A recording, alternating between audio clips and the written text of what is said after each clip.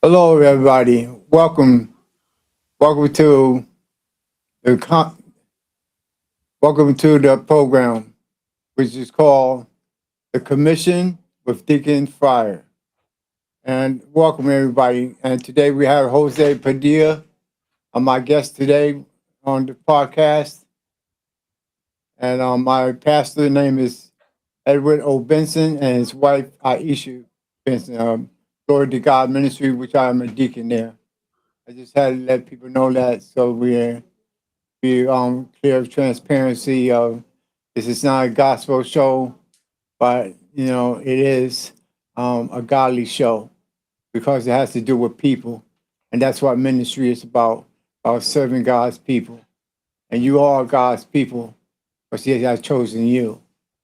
Now, Mr. Padilla, we had met some time ago, about a year or so ago now, about close to a year, and he embraced me with a loving heart.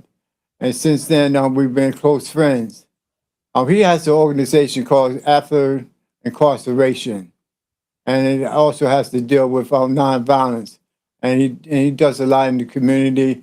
He does so much in the community that the Commission for Human Rights awarded him an award this year, and that reward is the Humanitarian Award, one of the highest awards you could get, besides the Nobel Peace Prize.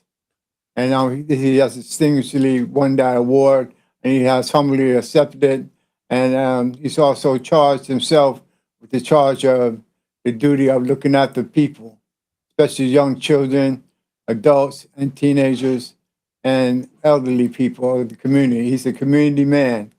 And also, he has done a pilgrimage from New York to historical Alabama, Selma, Alabama, which he'll be speaking to you more about later on. So it's going to be a very good show. So if you would, I'm asking you to please subscribe, like, and also, this is very important, put in a comment. Please put in a comment and share on other platforms that you may have.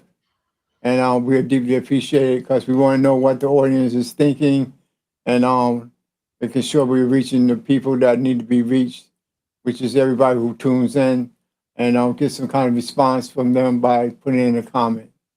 Now, Jose, how are you doing today? I'm doing well, my brother. How about you? I'm blessed. I'm blessed as well. I'm blessed as well.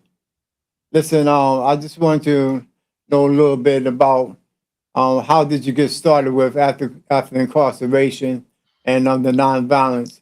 Could you give me a little bit of history one rundown with that? Yeah, it's the place I find myself working in the reentry realm, for lack of a better term for coming home, is was not expected. Right. The reason the way I got into this work is out of necessity, really. So I was released from prison after 21 years during COVID. And because of COVID, I was forced to return back to the only place that anybody who might still be mad at me would know where to find me. I had to go back to my mom's house. So coming home, knowing I didn't want to perpetuate the cycles of violence I was a part of, I had to figure out a way to deal with the situation differently. I was in a situation where I could be confronted on any given day by someone who would want answers for why I did what I did. And I had to do the self work, and I had the community support of a restorative justice organization to teach me an alternative reentry trajectory that let me hold myself voluntarily accountable to the community of people that I hurt. And that was like an 8-month process that really opened me up to non-traditional approaches to social justice. That's what we prioritize. We prioritize the ways of being in relationship that aren't really necessarily taught to us in school or in our institutions that are supposed to be rehabilitating us. Does that make sense? Makes sense exactly. And I just wanted to commend you on your brief introduction so far, because I know you have more to elaborate on, but just what you have spoken to us about. It's a great feed for the audience because You talked about being accountable, and that is very important. All ages, not only youth, um, middle-aged people, and elderly people, but everyone in society must be accountable for what they do and what they say. And you said it was an 8-month process. And that's, I believe that was just the beginning for you, and it was the opener for you, an eye opener for you, that you came forth and was able to face what you have had to be responsible for, and took responsibility. So I honor you for that, because that's what we need to learn. Not only do we need to learn, but we need to take accountability for it by action. So Well, thank you. um, I appreciate the acknowledgement of what it takes to hold yourself accountable to a degree higher than society expects you to. Because we think a person goes to prison, they do their time, and their debt is over basically. Now your job is to just come home and not go back to prison. But what we often find, especially if you're somebody that's been to the parole board, we find that the people that were hurt decades ago are still in that same state of pain decades later. And so the criminal legal system doesn't really hold us accountable to the people that get hurt. They just punish us and try to make it so that they deter future instances of that harm. But they don't really care about victims any more than they do about offenders at the end of the day. very true, very true. And in saying that, I believe is the justice system is not um, a system of true justice. And you put you in incarceration, and then you say we're going to rehabilitate you, and they give you no means to rehabilitate yourself. Or you go back before the parole board, and all they talk about is the crime that you committed, and they're not even looking at the change that you made while you were incarcerated to rehabilitate yourself and come out to be have a chance to come out rather, and to become, like we say, quote unquote, a productive member of society. Exactly what is that, a productive member of society? It's like you're saying, starting with accountability, for everything that you do and don't do in your role in life that you play, and the people that you serve. And your organization, after incarceration, has done some remarkable work. And like I was telling everybody earlier about you getting the humanitarian award. Could we talk a little bit about that, Jose?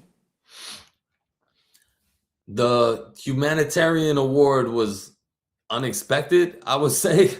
I had never even thought of myself as someone that other people would consider nominating for that kind of traditional recognition, let alone having the government entities or whoever was involved making the decisions, right? But it's still grounded. It's an Orange County humanitarian award. It's for the work that I've been doing in the Mid Hudson Valley. So it's not really just below a Nobel Prize or anything like that. It's actually driven by the relationships that I've built on the ground in real time. So it's like not that we've made any tremendous breakthroughs, but what we've done with what after incarceration has allowed me to do is show up consistently as the person I want to be for the community and in the community. I was talking to my partner earlier about how the work for me in addressing the social issues that I see around me all the time, the work for me is like a healthy outlet for what was once a toxic codependency.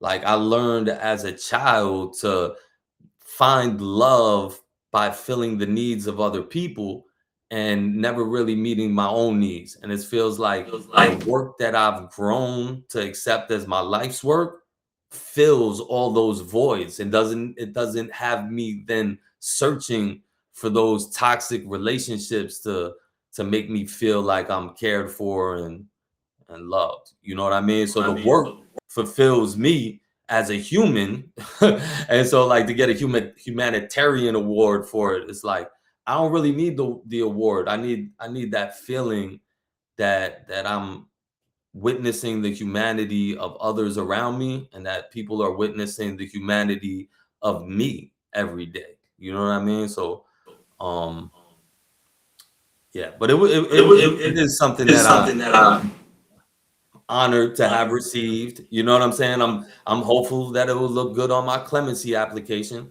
because despite Amen. I've been home doing this work, 6 years now, I'm still on parole. I see people come home and have very different reentry trajectories, and they get discretionarily released from parole despite having a life bid. I've been denied twice already, and it's like, okay, let the system watch, because I'm just gonna keep doing what I'm doing. You know what I mean, Deacon? Yes. Let me ask you, Jose. Um, I'm listening to you, and I'm thrilled because you're talking about serving people and how you feel good about serving people. And from a child, you had the need to feel good about yourself and to help others while doing that. And now here you are, an adult, and you're sharing yourself with not only this community but other communities that you're sharing yourself with. Um, would it be fair to say, Jose, that um, on this platform, you challenge yourself from the inside out?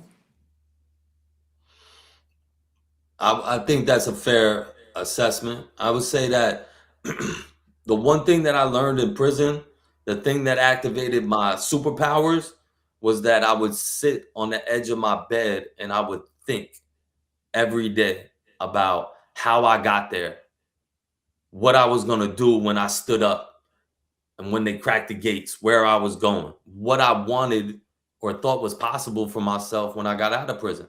So that practice of sitting with my thoughts and of accounting to myself what's happening in my life, where am I doing things that I may not realize that I'm doing. You know what I mean? But also always being grateful, right? So I think that um I let go of outcomes, which makes the work a little bit easier. I know that if I show up authentically, I know that if I be the person that I know I can be, then whatever happens happens. And it's not for me to determine what it should look like when I'm engaged in something. As long as I show up authentically and I'm not compartmentalizing who I am in order to protect myself and therefore be less effective at actually what I'm doing.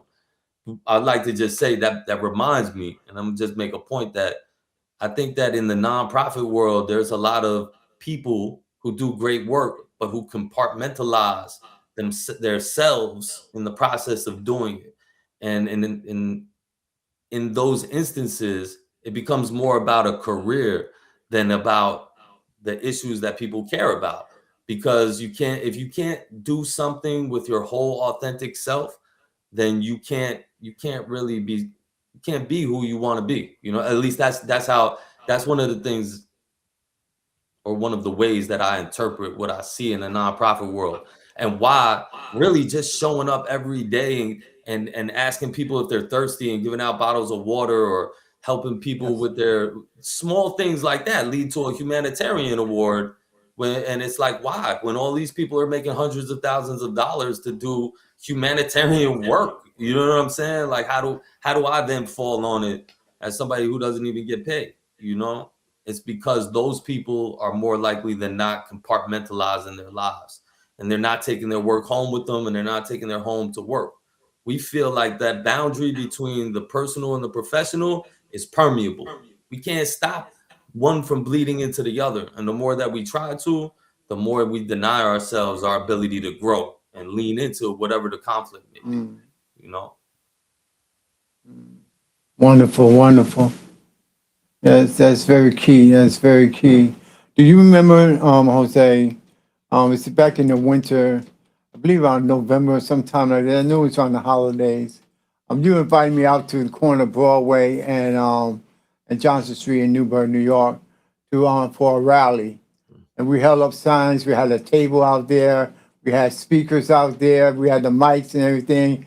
We were protesting the government or DOC, the Department of Corrections, or how they were treating inmates and the injustice that they were doing towards inmates and denying them certain rights and everything like that. And you're talking about, the bleed over, one spilling over into the other. And I just got to say, it's just things like you were doing then, it told me about the humanitarian in you and why you got the award. Because like you said before early on, you are authentic. And that was the whole key. Because you were the whole authentic person. And it was, and you're impeccable with that. You understand what I'm saying? So, justly so, you were awarded a humanitarian award where other people were getting paid for doing humanitarian things, but your pay is seeing the people get their freedom, and I love that. And talking about freedom, from New York to historical Selma, Alabama, can you tell me a little bit about that journey? Yeah, thank you for asking too, because it is probably the cornerstone of our work. We take an annual pilgrimage from New York to Selma, Alabama to train. We do three key things. One, we visit museums like the Legacy Museum and civil rights museums and other historically significant places. Then we train in Kingian nonviolence for 5 straight days, and then we celebrate or commemorate the march from Selma to Montgomery in 1965, which is better known as Bloody Sunday. We have a jubilee for 3 days, a whole weekend, where there's all types of events throughout the city, and then on the anniversary of Bloody Sunday, we march across the bridge together. So After Incarceration organizes an intergenerational group every year. It's grown every single year. It's grown. But we prioritize putting together an intergenerational group of formerly incarcerated community members and emerging adults who are from cities that experience high rates of community violence. And so we get them together with credible messengers. They learn together, they celebrate together, they eat together. We're down there for 10 straight days. This year in 2026, there were, I believe, 29 of us all together. But so there was like 9 of that 29 were social justice organizers. So that's the bigger thing that I try to include, but would be dependent upon other organizations' resources. I organize to ensure that a group of formerly incarcerated community members and a group of emerging adults get to come down to Selma and have this civil rights history and this healing experience. But in the process of doing so, I'm often engaged with other organizers who are willing to do the same thing for their community. So this year we had successfully brought down an additional 9 people, had an additional Airbnb down there, and we really learn things that are not being taught in school, one, but also we learn a language of beloved community that is otherwise missing from the dialect in our neighborhoods. Man, there's so much um like loyalty language in our neighborhoods, but ultimately there's not enough love languages. You know what I mean, Deacon? Yes. And that's the challenge that we were talking about, the challenge that comes from within and from without. It's internalized and it's external also. So I would say that it's revolving and it's a stretch. It's a stretching people to be better human beings. Love. Love is the major component that allows us to exist and to coexist. And these are things that you deal with on a daily basis. And it's good that you are networking with other organizations that are taking a similar approach in their communities, and that's what it takes. It takes a whole village to raise one child. And that's it's just not a cliche. It's a fact. We all must be involved in that. Not only raise a child, but to nurture each other, and that's what we need to do. And shifting a little bit right here, I just want to talk a little bit about some things that are directly affecting the community, like the fly camera and and and and the towing and the illegal towing, Hmm. which is unfair. Could you give us some kind of insight on that, please? Yeah, I had like a fake viral moment when I was beefing with the city about, or not, I don't want to say beefing with the city, but it was bringing to the city's attention how messed up it is the way that the involuntary tows had happened in Newburgh when we had our first storm or whatever. I'm not gonna get into the whole story, but I learned that cities have contracts with tow companies that then when on snow emergencies and stuff like that, they just call them in to tow people's cars and they charge us extra money. And there's a lot of other things that start to factor into how much it costs to get your car back. So there's 3 bills currently in Albany for statewide protections. I'm not a big fan or believer in legislative solutions because laws are only viable if the people that are enforced that are charged with enforcing them are willing to enforce them. If nobody's enforcing a law, the law doesn't mean anything. However, when we have something on the books, there's something that we can stand on that's not just, or it's one less excuse, at least they can have for denying us our right to like exist without people preying on us every time we make a mistake. So the 3 bills, one of them would cap how much it costs to do an involuntary tow. I think right now it's capped in the city's contract as like $150, but that's just a municipal thing. The bill would make it like $100, no more than $100 if your car was involuntary towed. It also would lower the storage rates. Like so every day your car is in the parking lot of the tow company, they charge you like $75 a day storage. So that's predatory because sometimes they don't even open up to let you go get your car, but they'll still charge you $75 for that day they weren't open and allowing you to get your car. So things like that would be addressed in the bill. So where it would be like $25 a day, instead of $75 a day or some indiscriminate amount. There's also another bill that goes with it that's like meant to offer an enforcement angle.